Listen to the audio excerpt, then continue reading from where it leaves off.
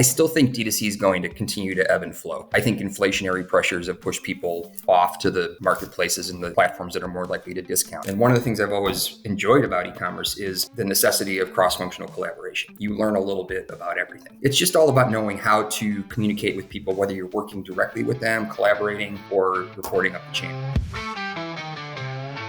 VOX Wins. You know, there are other ways to reach your customers besides AI.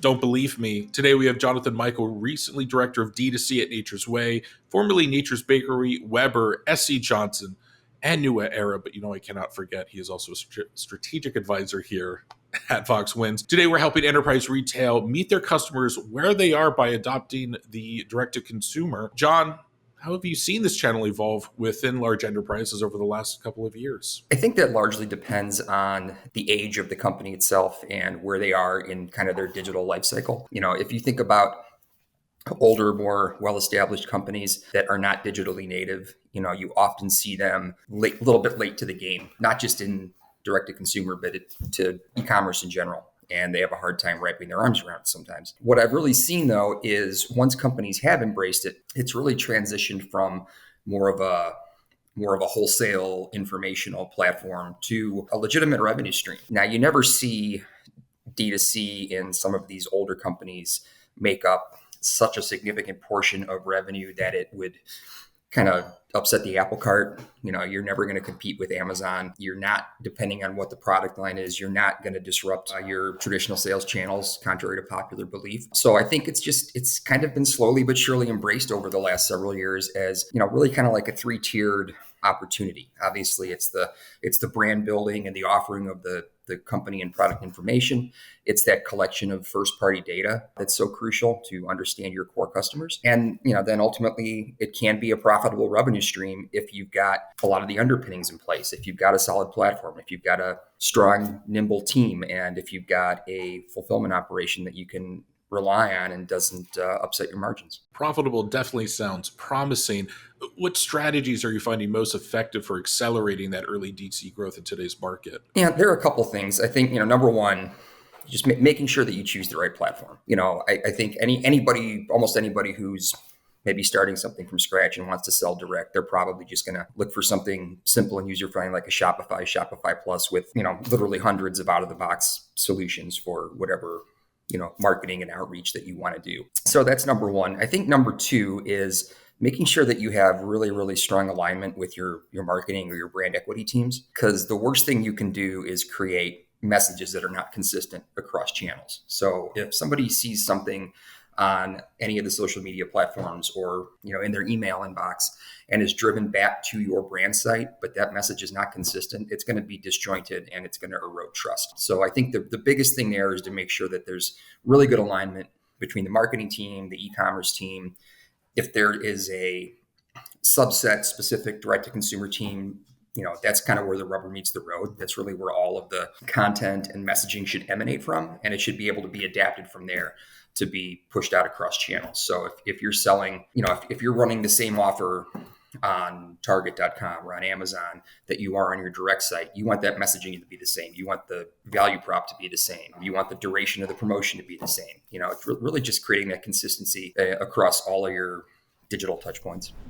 Yeah, let's talk about the challenges of Marketplace a little bit more, because I can appreciate how this new channel is going to offer more control over the customer experience, but will introduce a couple of challenges when you're depending on which platform you're going to be on.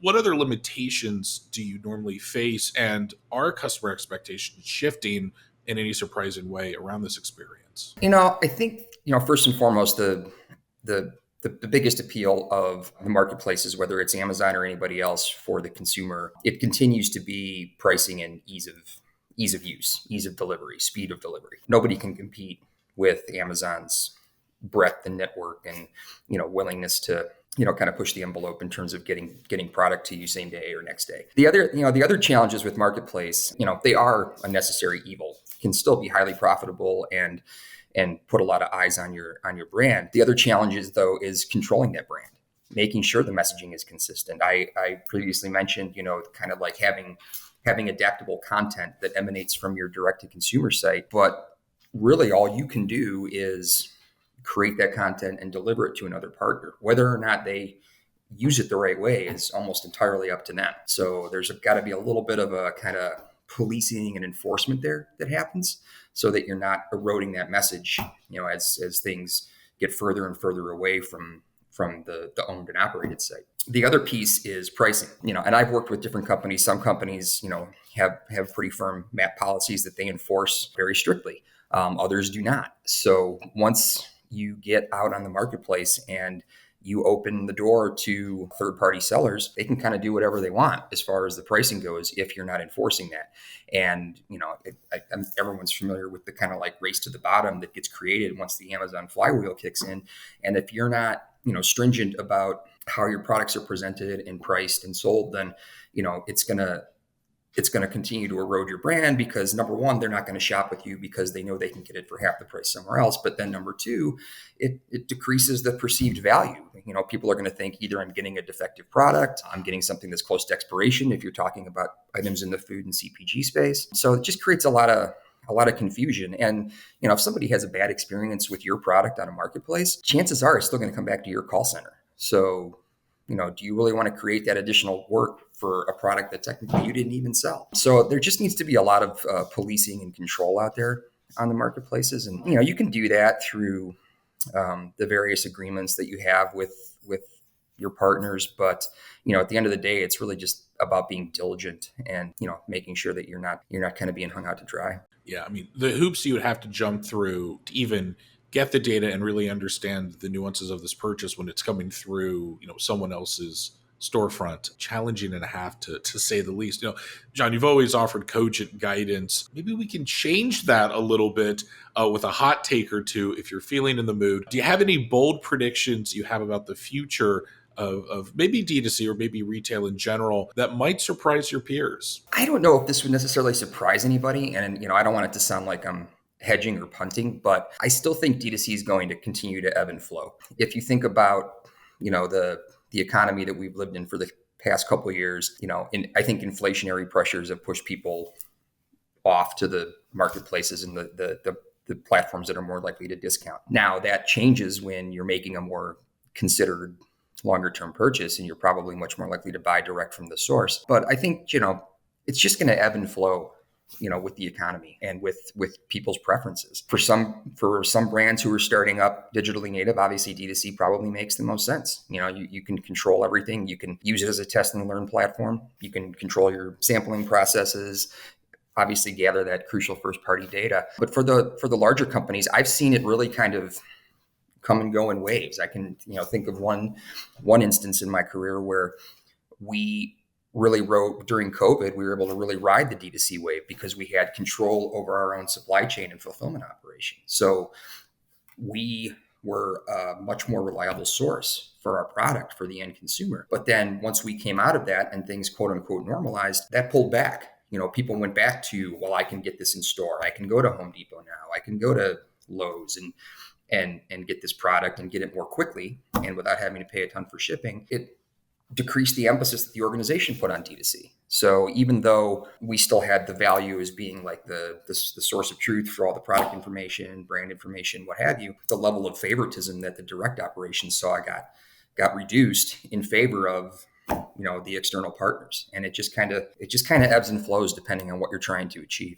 Yeah, tough when the biggest impact you could have on a business could be brand lift one day or time to capitalize and bring in revenue. And if you're that new owner of this new channel in an org that, this is a new stretch for them, I could imagine that it might be an additional challenge across everything you're trying to move with the market around. Managing those stakeholder expectations. The goal might not be just to pull in revenue, but there is a great alliance to be made with your marketing team. Regardless of who you're interfacing with, how do you handle differing priorities from these stakeholders in a couple of these different scenarios you're going to encounter in the calendar year? I think first and foremost, it's got to be proactive communication.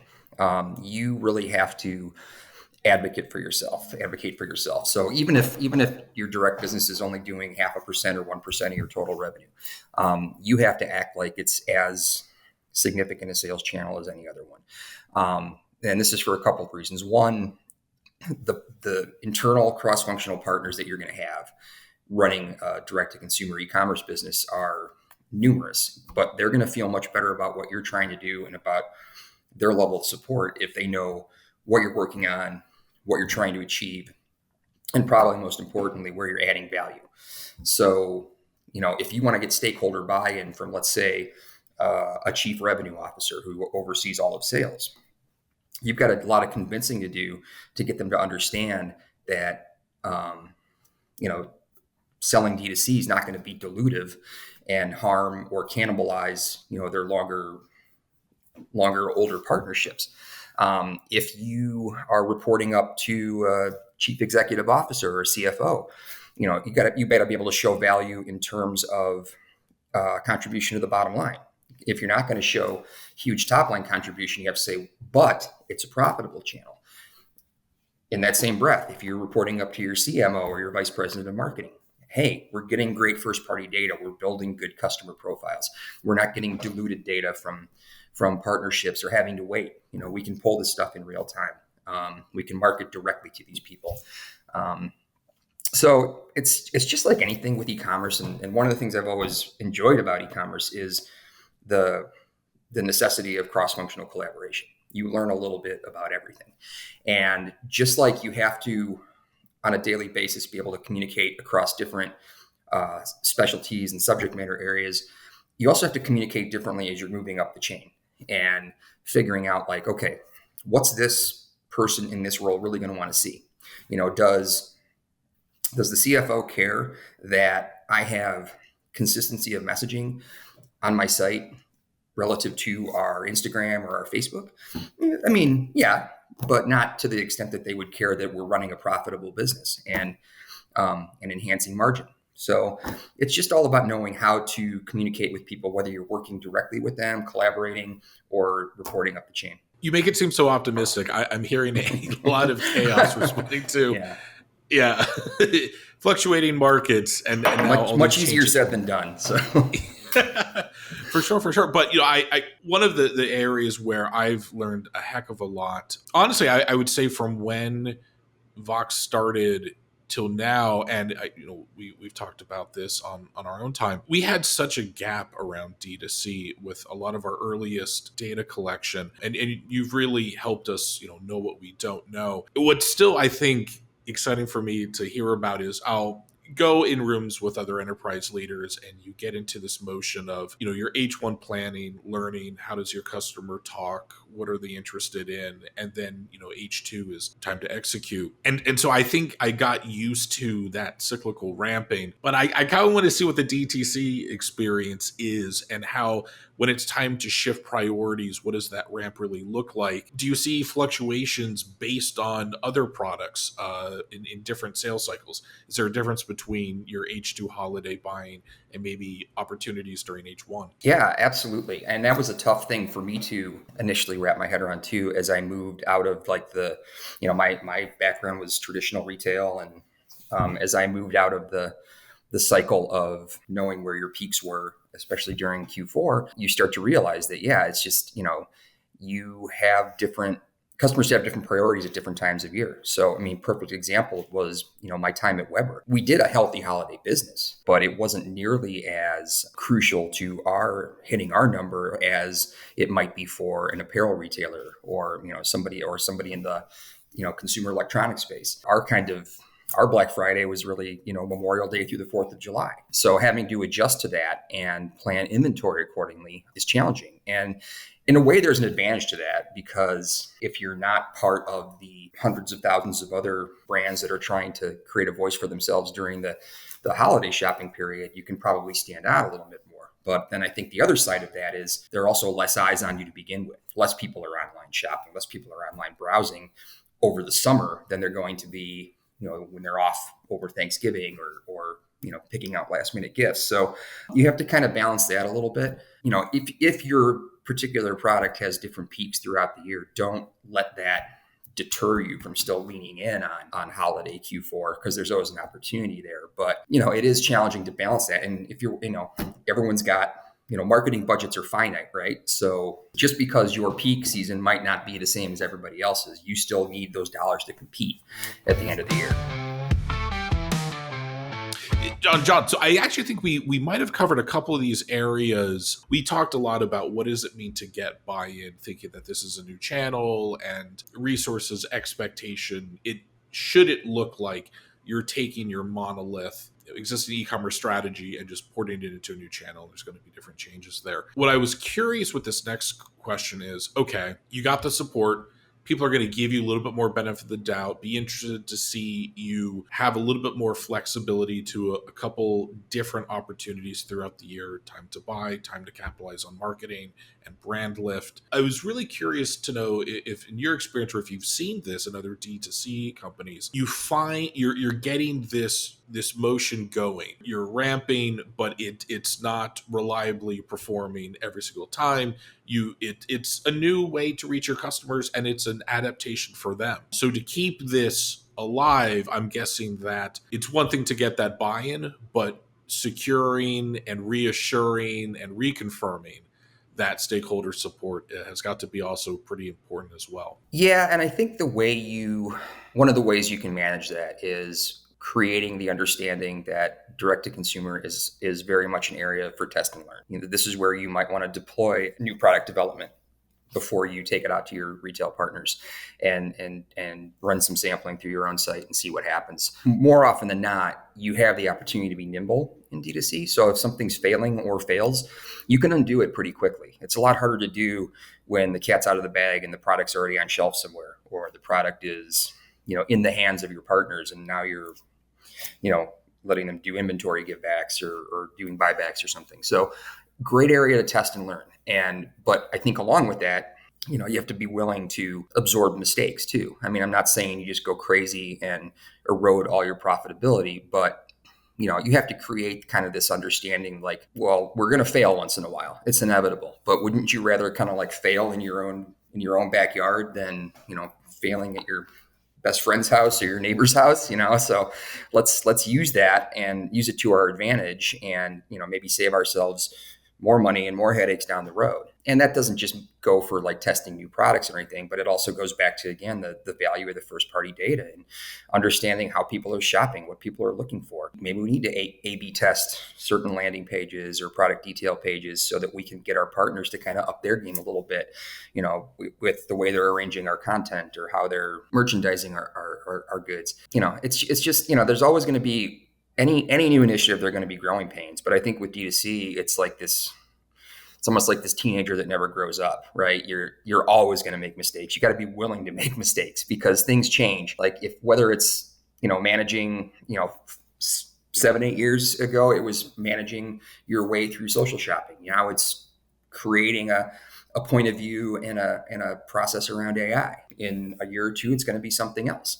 So you have to be willing to know that you're going to have these ebbs and flows as you try these different measures through your own operated site. It sounds a lot like you're describing the back of the house that over here at VOX, there's been so many opportunities to iterate and learn and to make strategy changes and learn that, hey, the first vision that you had, maybe it doesn't make sense to bring it to light, but hey, now you're starting to build out a little bit of a roadmap and you can sort of stretch these goals across that. I know if Avedis were here, he'd be shaking his head agreeing with a big smile on his face. To the point of teenagers who never grow up, I could say the same about the format of this podcast because I also do like an out-of-the-box solution when it comes to these. I've got a full-time job. I don't have time to write brand new questions all the time. So one of the sections we always fall into, at least I think it's a winner. War stories. The fish was this big. Our audience loves to hear about challenges and successes. So, John, is there a story that you have where you or your team faced significant hurdles? You put out a fire, you built something uncommonly difficult, and ideally, I'm going to hope it ends in a positive. When I was much kind of newer in senior management, I went to a larger CPG and inherited the direct business from one of their strong and growing brands. And the biggest challenge that they were facing when I walked in the door was their 3PL was just not pulling its weight. And it was a good relationship, but it was going south, where the 3PL just I think the brand had outgrown the 3PL. And the 3PL just couldn't keep up. They couldn't keep up with keeping product in stock. They couldn't keep up with the marketing needs. when, because of these issues, they couldn't keep up with call center volume, you name it. All those things kind of came to a head as I was walking in the door. And one of the first things I had to do, and really what I spent my entire first year doing, was the RFP process for a new 3PL, and going through all of the vetting, the meetings, the site visits, countless decks about, what they offer and what they're going to do for us. And long story short, you get through that process, you decide, you pick your new partner, but then you've got to go and tell the other one that, hey, we're going away. They had kind of grown up with us. We had kind of grown up with them. And I'm a couple months into this job, and I'm sitting down with my director at the time, and then the guy in charge of the entire brand. I'm the one tasked with breaking the news, like going in and, being the bearer of bad news, like the line in Jerry Maguire where he's like, I'm the one they send into the living room or something. I don't know, but it was something like that. It's like, well, okay, your name's on this, you get to own it. And I got through it. I did it gracefully. I did it in a way that wasn't adversarial or made them seem like they were screwing up intentionally. It was just, hey, this is where we're at. This is what it is. And just was like having praise heaped on me from the other two guys, like, oh my God, I could not have done that, and it's not like, I wouldn't necessarily call it a success story, but I think for me, what it did was it reinforced importance of the communication and relationship management that goes into the digital space. John, one last question for you. We always ask our leaders if they can offer any advice to that up and coming next cohort of e-com leaders, sort of the senior managers watching us today. You've already given us a great bit of knowledge around EQ and managing relationships and sort of advocating for new opportunities in companies which might be taking a chance on an experiment. Any other heuristic or piece of advice or North Star that has helped you all these years? For me, it's just to try to be well-rounded. When I transitioned to CPG from the sports license space a few years ago, a big part of the reason I did that was because I didn't want to pigeonhole myself into one specific, product or brand or industry, because something like that, you're at the mercy of a lot of outside factors. But, CPG is kind of one of those evergreen things. People are always going to need food, vitamins, cleaning products, et cetera. From like the types of brands that I've been able to manage and work with, I've been very fortunate that it's been very well-rounded. It goes, from something as simple as, fig bars, and something as consumable as fig bars, all the way up to, grills that cost thousands of dollars and longer life cycles on the purchase and repeat purchase rates and much more consideration and things like that. So that's one, but I think that can apply to really any kind of like marketing or sales. The other thing for me, and what my more recent roles have afforded me, is DTC is my passion and I really enjoy it, and I intend to stay in it, but you also need to have a good working knowledge of the other channels, getting that direct exposure to managing Amazon, whether it's through Vendor Central or Seller Central, or having an agency work on it for you, understanding the ins and outs of the other marketplaces, and even traditional retail, because you as a D2C leader are going to be tasked with supporting those channels in addition to growing your own. So it's really valuable to understand kind of how they all fit. Like, okay, what am I doing? Am I using the right where to buy solution to support retailer X? Am I creating the right content on my site to support retailer Y? So, but understanding like how they work too, and what some of those external challenges are. And we touched on them too, with marketplace and everything else, some of the kind of monitoring challenges we have, but just understanding like how those other channels function and how it all fits together has been really, really valuable to me over the last couple of years. And obviously it makes you more marketable if you're looking for that next opportunity. For sure. No, I mean, I have stayed alive by being certainly a generalist in my career between mental health and now into SaaS. And let's not forget adding advisor to a tech company on that long growing skill set of yours.